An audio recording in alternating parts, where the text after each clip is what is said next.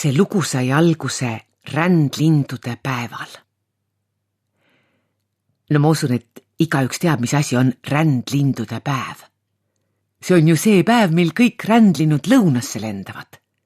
Siis on terve taevas neid päev läbi paksult täis. Igal linnul on kohver varvaste vahel ja soe müts peas, sest nad peavad ju lendama väga kaua ja üle igasuguste maade, muuhulgas ka üle selliste, kus on kohutavalt külm. Müts on neile hädavajalik, sest ega linnud ju muid riideid kanda ei saagi. Kui nad endale näiteks jope selga ajaksid, siis ei oleks neil võimalik enam tiibu lehvitada ja nad kukuksid taevast alla. Asso, tegelikult peaksin ma vist teile ka iseennast tutvustama. See läheb mul alati meelest ära. Ema on mulle 100 korda õpetanud, et kõigepealt tereta ja ütle, mis su nimi on. Nii et nüüd ma siis teengi seda. Tere! Minu nimi on Lotte.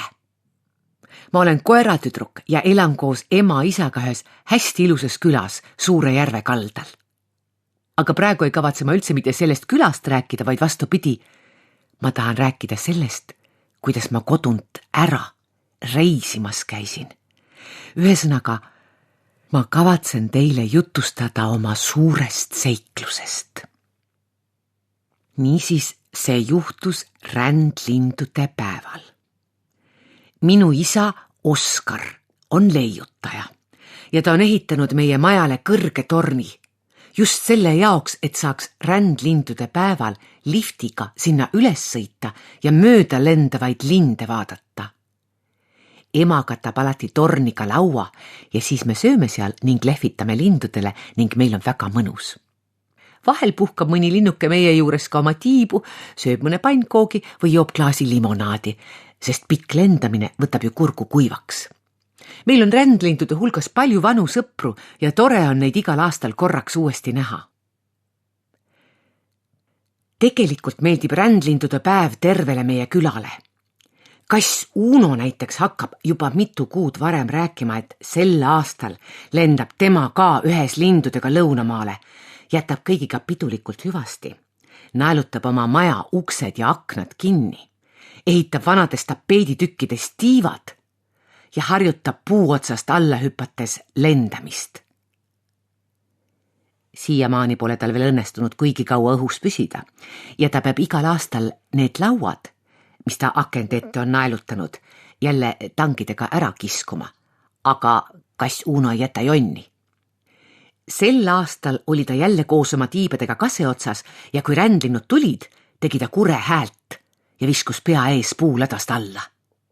Tavaliselt kukub ta lihtsalt matsti maha, aga seekord jäi Uno traksipidi ühe oksa külge kõlkuma ja talle tundus, et nüüd ta lõpuks lendab.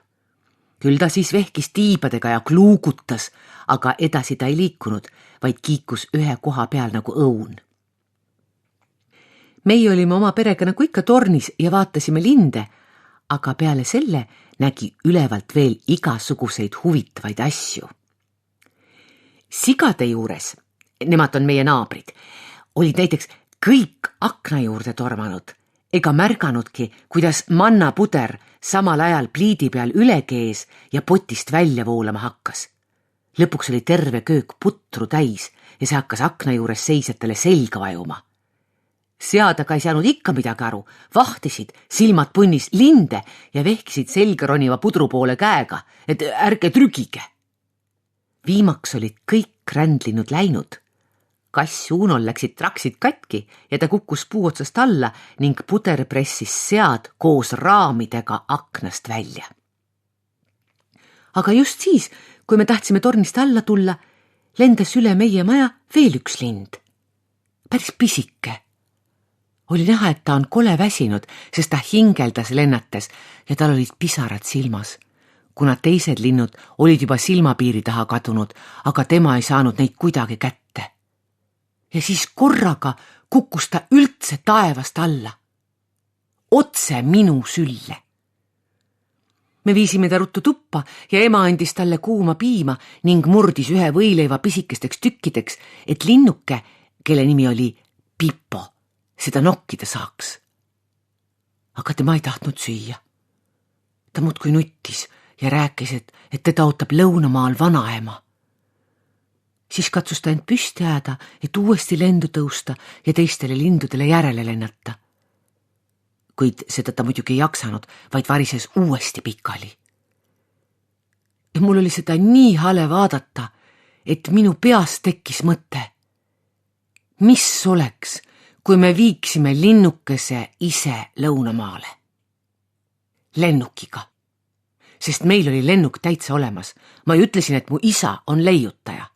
Meil on kuuris igasuguseid imelikke asju, mitte ainult lennuk, vaid ka näiteks allveelaev, millega isa vahel kaevus käib, või siis porgandi korjamise kraana, mis on nii suur, et ei mahu õieti aeda äragi ja tõstab porgandi pärast maa seest välja tõmbamist nii kõrgele, et sellele tuleb redeliga järele minna.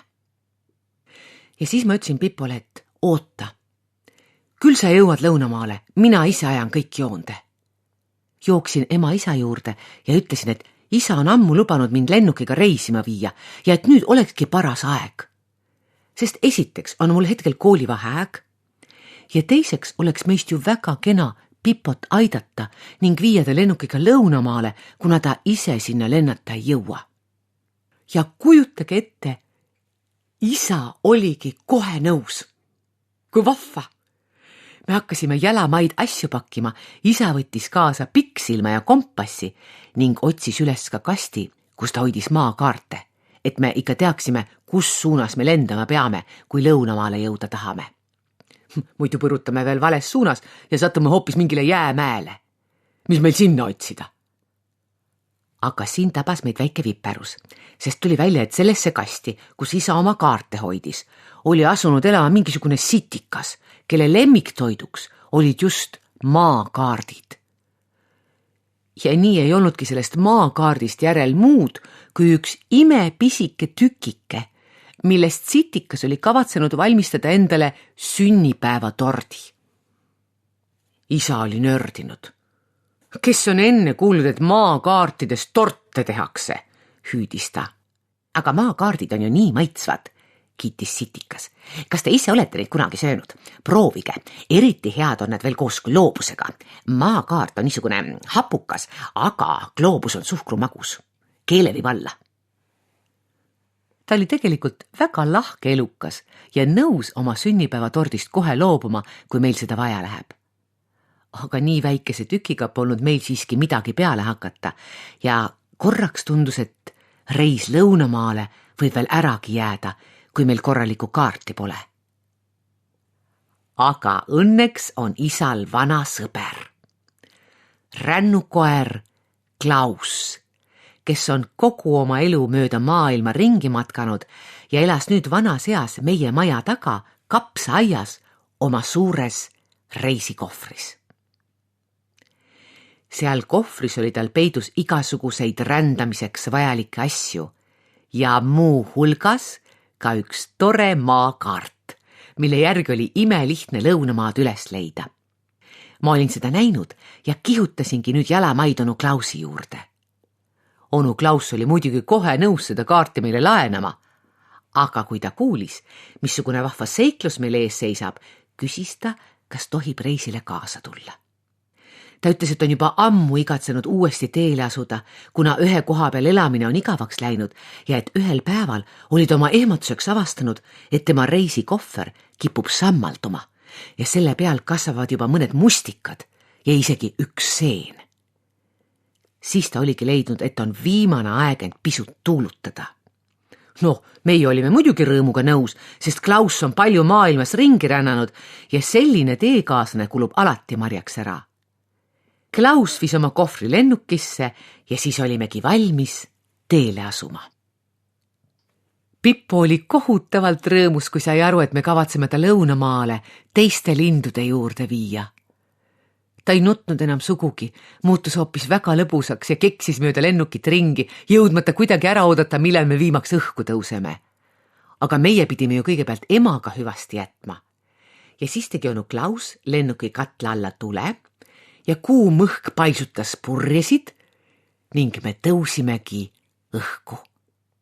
Me lehvitasime kõigile mahajääjatele ja nemad lehvitasid meile ning sigade perekond kogunes jälle akna juurde ja ma nägin, kuidas nende selja taga pliidil piim üle keeb ning kausist välja voolab. Aga siis olime me juba liiga kõrgel, et külarahvast näha ning lendasime vastu tundmatutele maadele ja suurtele seiklustele.